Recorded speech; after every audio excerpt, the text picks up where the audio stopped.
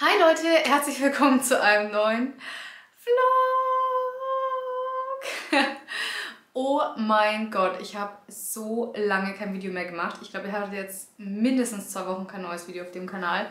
Es tut mir so leid, aber mein Leben ist mir außer Kontrolle geraten. Es war definitiv nicht geplant. Die letzten 2, 3 Wochen waren definitiv nicht einfach.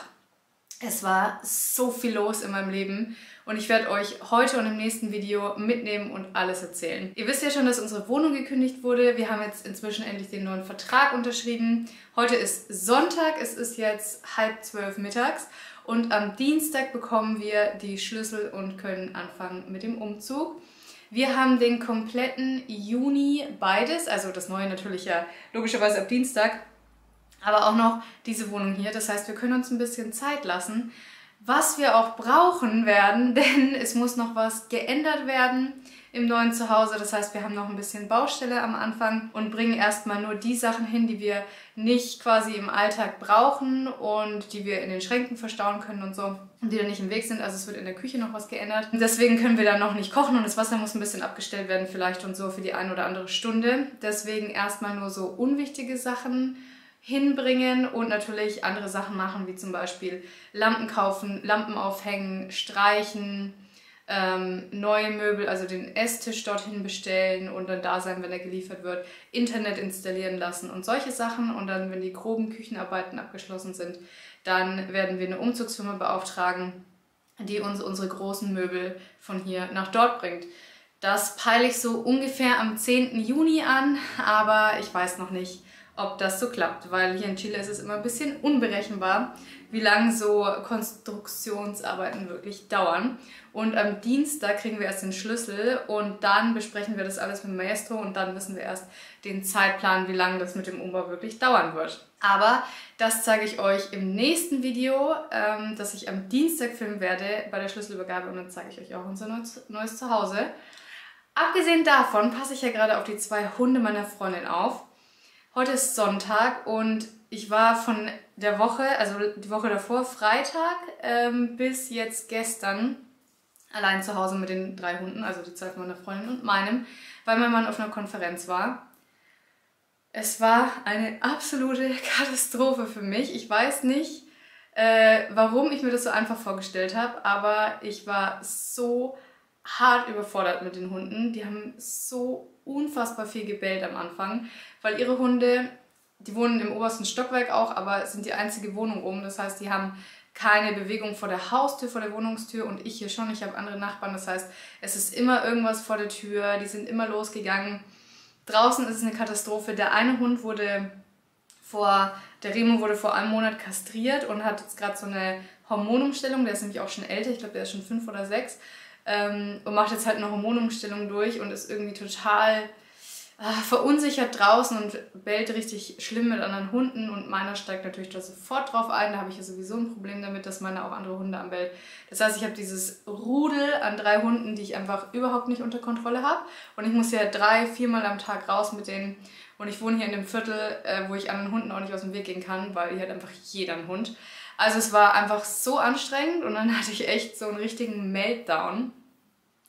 Und habe geheult und habe gesagt, es kann so nicht weitergehen, ich schaffe das nicht. Aber es ist auch keine Option, die Hunde irgendwie woanders hinzutun, weil meine Freundin, der die 2 Hunde gehört, die ist in Europa, und zwar für 6 Wochen. Und das heißt, wir haben noch 5 Wochen vor uns. Ja, also habe ich überlegt, was ist das Erwachsene zu tun, und ich habe mir Hilfe geholt und bezahle jetzt einen Gassigänger, der einmal am Tag mit den Hunden rausgeht, damit ich wenigstens einmal am Tag mir das Gekläffe erspare und gleichzeitig auch Ruhe zu Hause habe. Das mit den Bällen in der Wohnung ist jetzt auch schon ein bisschen besser geworden. Da habe ich jetzt auch mit strenger Erziehung schon ein bisschen was bewirken können. Aber der Anfang war echt richtig schlimm. Noch dazu hat sich die Wunde infiziert von dem Hund, der kastriert wurde. Und ich musste jetzt letzte Woche 3 oder 4 Mal zum Tierarzt. Und dann hat er irgendwelche Medikamente gespritzt bekommen. Und ich muss jetzt auch immer die Wundsäuberung durchführen und so.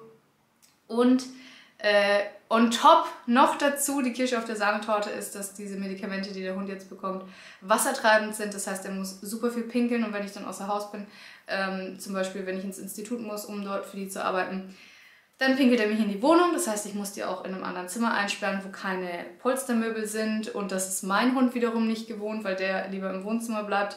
Und dann bellen sie auch, während ich weg bin. Also, es war richtig schön die letzte Woche. Es war richtig schön. Noch dazu, ich will mich eigentlich gar nicht so viel beschweren. Ich versuche nur euch zu erklären, wie es dazu kommen konnte, dass ich so die Kontrolle über meine YouTube-Videos verloren habe. Noch dazu, ich war so gestresst und dann habe ich mir das Fitnessstudio gebucht, weil ich dachte, irgendwie musst du diesen Stress aus deinem Körper bekommen. Und bin aufs Laufband und bin gerannt, wie eine Irre. Und habe mir anscheinend den Fuß verletzt. Jetzt tut mir mein Fuß total weh.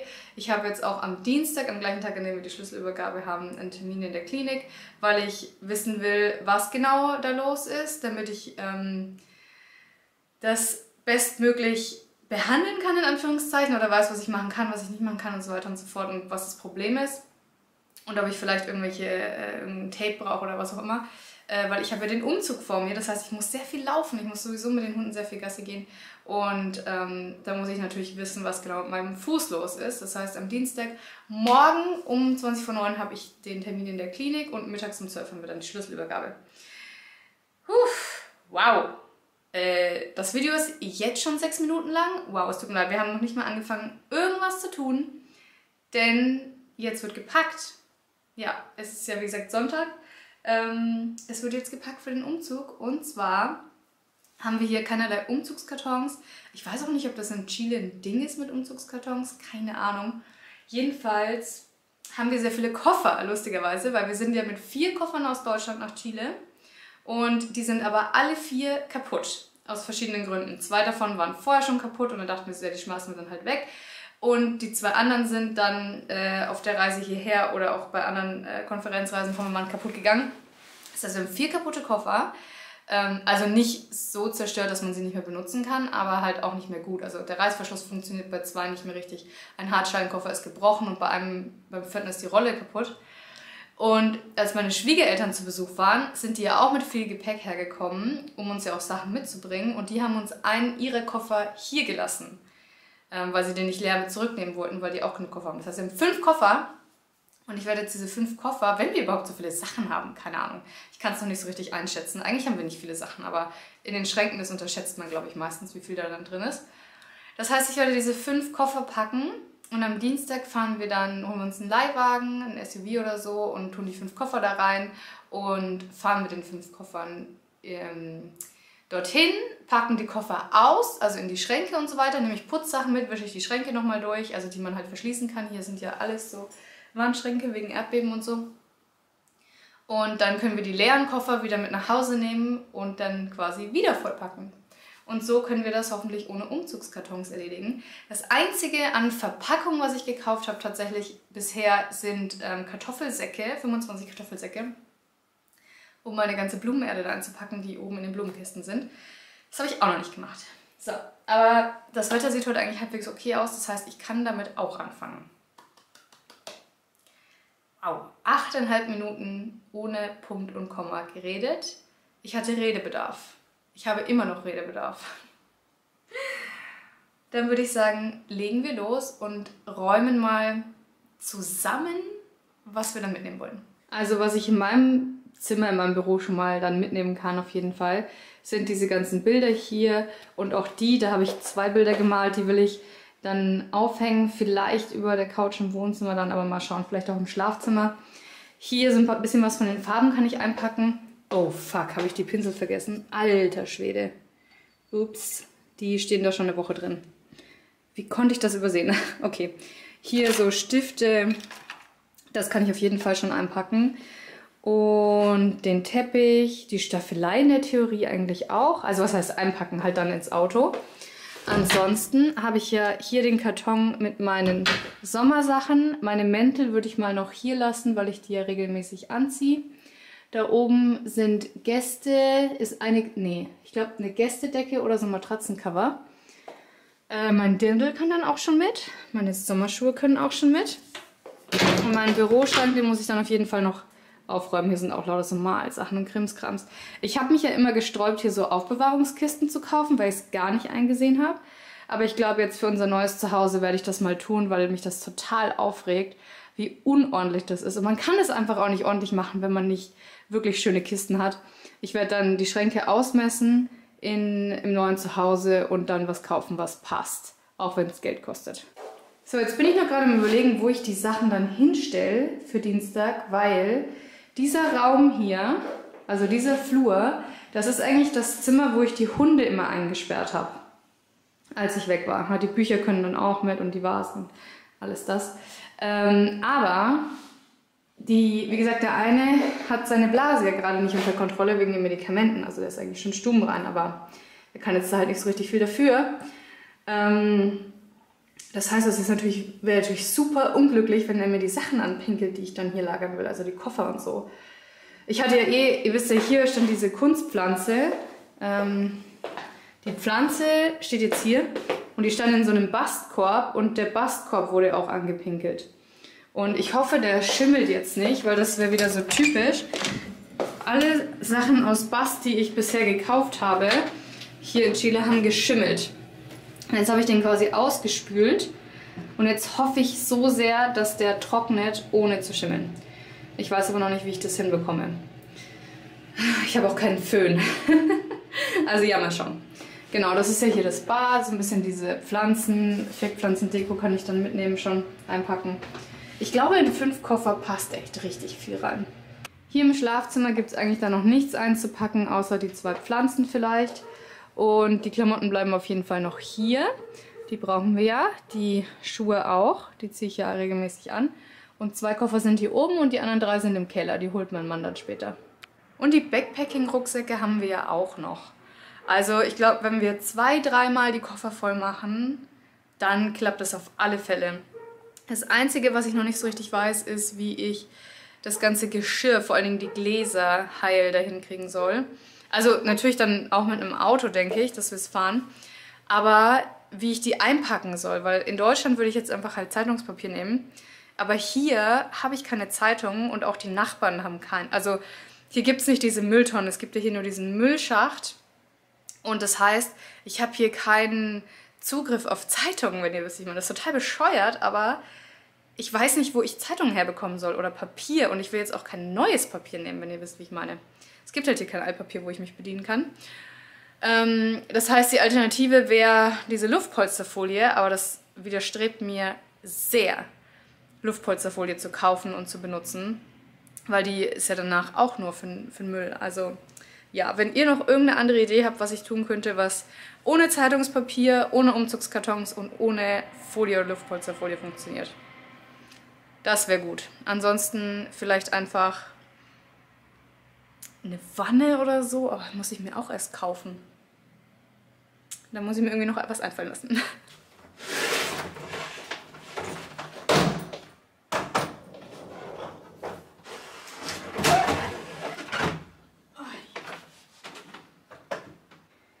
So, dann lasst den Spaß beginnen.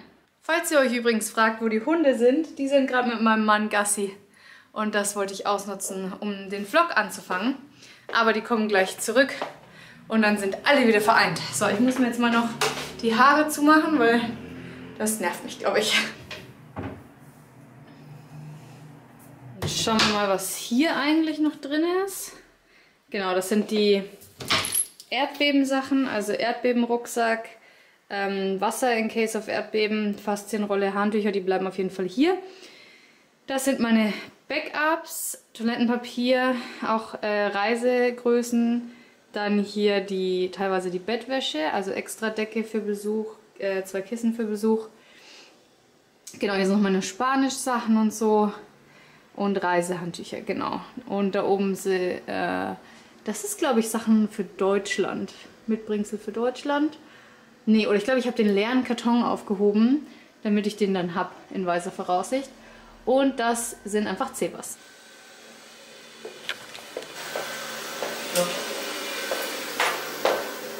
Ja, wer kommt denn da? Hi, mein Schatz. Hi, mein Schatz. Na, wie war's? War ganz gut. War okay? Will du helfen ein bisschen? Ja, sie mag immer nicht helfen.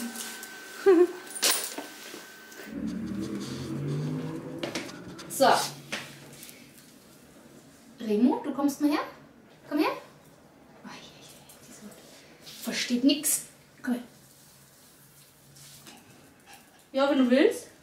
Oder nach Kaffee und Brezen oder sowas? Ja. Ist die heilige Tür aufgemacht. Ja. Wagen kriegt Mittagessen, oder?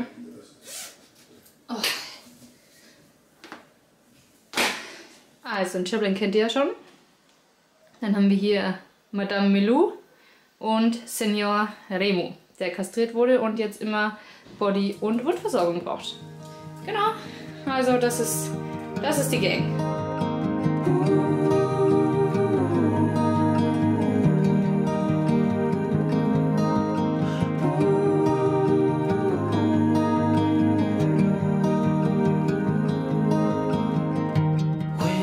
So, Koffer 1 ist gepackt mit Sachen aus diesem Wandschrank da hinten. Und wie ihr sehen könnt, ist da ungefähr noch gar nichts raus, weil allein diese 2 Kopfkissen schon irgendwie den größten Teil des Volumens eingenommen haben. Da habe ich noch ein paar schwere Sachen mit dazu. Aber irgendwie viele Sachen traue ich mich auch noch nicht direkt einzupacken, weil wir die vielleicht noch brauchen, zum Beispiel die Bettwäsche oder so. Wenn wir irgendwelche Unfälle im Bett haben. Also, okay. Das klang jetzt nicht so, wie ich wollte. Am ersten Abend hatte Remu, der Hund von meiner Freundin, mir ins Bett gepinkelt. Und für solche Arten von Unfällen. Also mein Hund darf ja nicht ins Bett. Und ich hatte eigentlich auch nicht vor, ihre Hunde ins Bett zu lassen.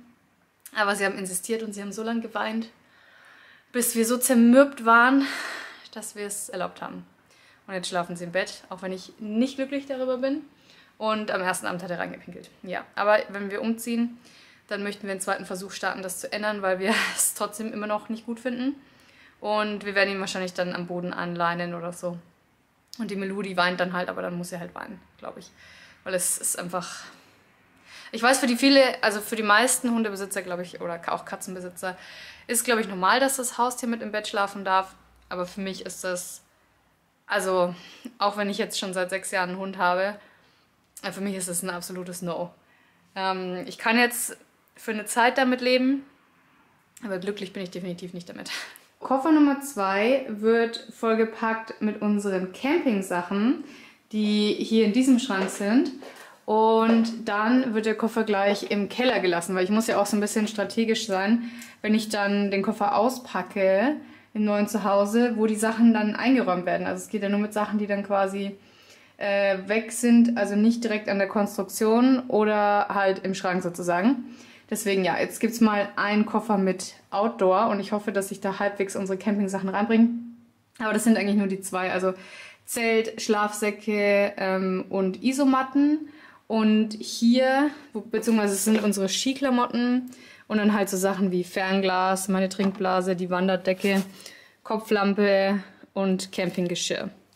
Ja, also ich denke schon, dass ich das in einen Koffer bekomme und vielleicht kriege ich meine Wanderschuhe noch mit rein, aber andererseits könnten die auch im Schuhkarton irgendwie dann transportiert werden.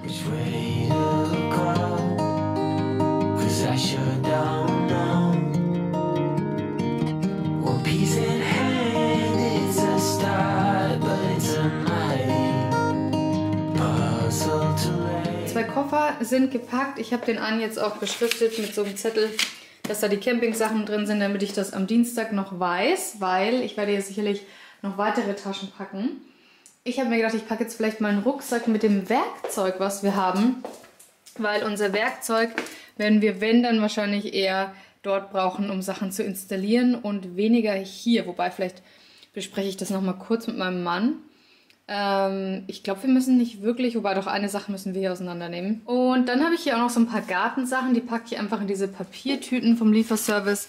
Und da kann ich dann mit Edding auch draufschreiben, was da drin ist. Und dann können die auch erstmal im Keller bleiben, bis es weitergeht. Was ich jetzt noch gemacht habe, ist meine Gartensachen, also halt so Sachen, die ich aufgehoben habe, wie Samen. Oder dann habe ich teilweise so Plastikschalen aufgehoben von To-Go-Essen oder diese Plastikschalen, in denen manchmal die Erdbeeren sind, zur Anzucht und habe die in diese Tüten, die man kriegt, wenn man hier Lebensmittel liefern lässt. Und dann habe ich da quasi mit Edding drauf geschrieben, was da drin ist.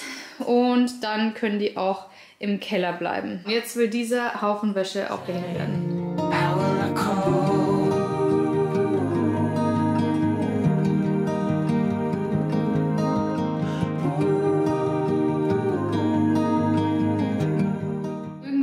2 Wäscheständer und einen Haufen Koffer und 3 Hunde. Und es fühlt sich total nach Umzugschaos an. Aber halb so wild.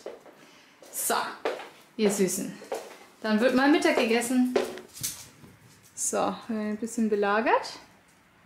Und jetzt gibt es Brezen, schnelles Mittagessen und ein Cafecito. Super. Aber nichts klauen, gell? Den Nachmittag habe ich jetzt irgendwie ein bisschen vertrutschelt. Ich muss jetzt mal gießen. Ein letztes Mal, bevor ich dann wirklich die Erde einpacke. Also eigentlich ist es natürlich dumm, vorher nochmal zu gießen. Aber wenn ich die Pflanzen dann aus den Töpfen rausnehme, dann muss die Erde natürlich... Also ich gieße jetzt natürlich nur die Pflanzen selber, ja, nicht die... Oh, mein Fuß. Moment. Also ich gieße jetzt halt zum Beispiel mal einen Limonenbaum und so und die Sachen. Und die hole ich dann halt raus und setze in eine Tüte. Und ansonsten die Erde, wo quasi nichts ist, also das ist ja gestorben, das schaut auch nicht mehr so gesund aus. Die mache ich jetzt natürlich nicht nochmal nass, aber es regnet auch teilweise. Und die Beete muss ich dann ja auch noch auseinanderbauen und so weiter und so fort. Das kommt ja dann alles noch. Aber zuerst muss ich quasi die Erde einpacken und diesen Eimer vergießen, weil den Eimer nehme ich dann nämlich auch gleich am ersten Tag mit ins Haus. Mit ein paar Putzsachen, damit ich dort in der neuen Wohnung erstmal alles sauber machen kann, bevor ich die Sachen in den Schrank räume.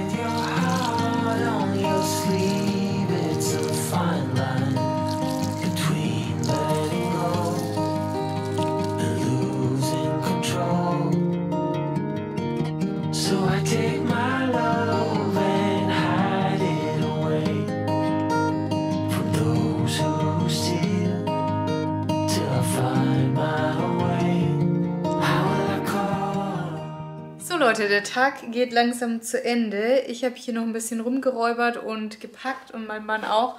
Und jetzt ist hier ein Riesenhaufen Sachen. Und heute ist ja Sonntag, übermorgen geht es dann los. Also wir haben jetzt hier 1, 2, 3 Koffer, 4 Koffer, 5 Koffer plus diese ganzen, das ist unser Werkzeugkoffer, der ein bisschen überdimensioniert ist, aber hier in Chile gibt es eigentlich keine Werkzeugkoffer und das ist einer für Handwerker eigentlich. Den haben wir uns gekauft aus Not. Dann habe ich hier einen Haufen so Tüten gepackt, Putzsachen, das ist eine Gästedecke, unser Sonnenschirm für den Strand und noch so ein paar andere Kleinigkeiten. Genau, sehr spannend. Und jetzt muss ich mal gucken, wie ich an diese Lampe da dran komme, um das Licht auszuschalten. Naja. Ich habe gerade diesen Teil des Vlogs geschnitten. Eigentlich wollte ich morgen noch weiter vloggen, aber ich glaube, es ist schon lang genug. Verpasst es auf jeden Fall nicht am Sonntag das nächste Video. Ich denke, dass ich dann direkt am Dienstag wieder vlogge bei der Schlüsselübergabe und euch dann das neue Zuhause zeige. Also wir sehen uns dann hoffentlich. Ich wünsche euch noch einen schönen Mittwoch und bis bald.